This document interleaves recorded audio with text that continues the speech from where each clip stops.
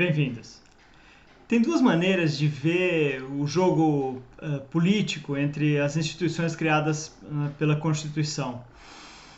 Uma é que a política é um jogo, é uma interação de conflitos e alianças entre o bem e o mal.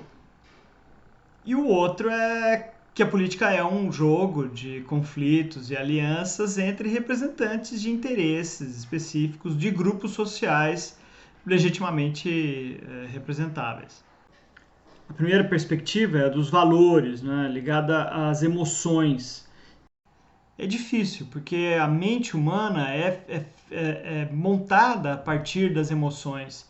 E as emoções são imensamente úteis, né? Elas são um condensado de experiências riquíssimas que a gente teve e elas são necessárias para nos ajudar a decidir melhor. Num momento de grande emoção, a gente simplifica tudo e toma a decisão de maneira muito aguda e já parte para a ação.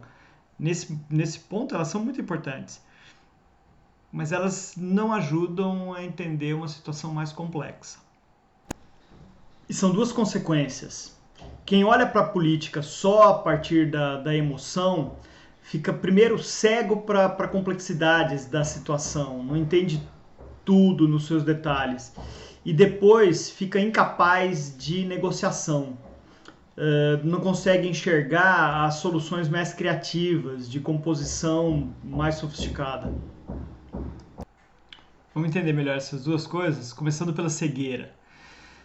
Ver bem e mal nos impede de entender melhor o que aquele ator social, seja um sindicato, um partido, uma igreja, uma empresa, uma associação qualquer, o que ele está propondo, né? Quais são exatamente as consequências dessa proposta. É muito difícil a gente enxergar isso tudo quando a gente pensa em bem e mal de uma maneira muito simples e chapada, né? Uma fotografia que não tem profundidade. E uma análise que não tem profundidade, inclusive. E ainda tem uma outra coisa, né? Muitas vezes não são só 2 ou 3 ou 5 atores sociais, são um número muito grande e a gente precisa entender cada um deles e quais são as suas propostas, quais são os seus projetos de maneira mais detalhada, para poder entender melhor a situação inteira. Vamos para o segundo ponto. O ponto de impedir os acordos. Quando a gente está tomado por uma certeza muito grande de bem e mal, a gente fica incapaz de encontrar o caminho da negociação. E a política é exatamente a possibilidade de negociação. Sem política e sem negociação, a gente está numa guerra de todos contra todos, né? E a barbárie espreita.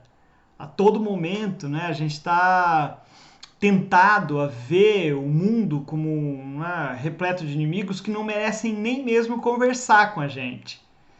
Olha, se for assim, se a gente não quiser nem ouvir o outro, a gente vai entrar numa guerra infinita em que só a gente tem razão e ninguém mais pode falar. Ninguém mais pode ajudar a resolver o problema.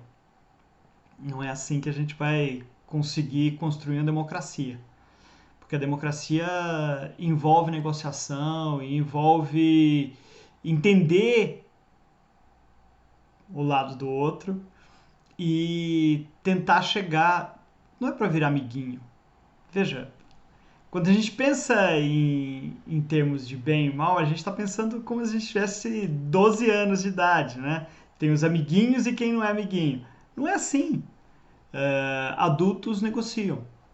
Adultos conversam, tentam chegar a um acordo sem partir para guerra aberta. E a emoção, como eu disse, apesar de ser imensamente importante na vida da gente, ela atrapalha tanto nas negociações quanto em entender de maneira mais profunda a situação em que a gente se encontra. Obrigado.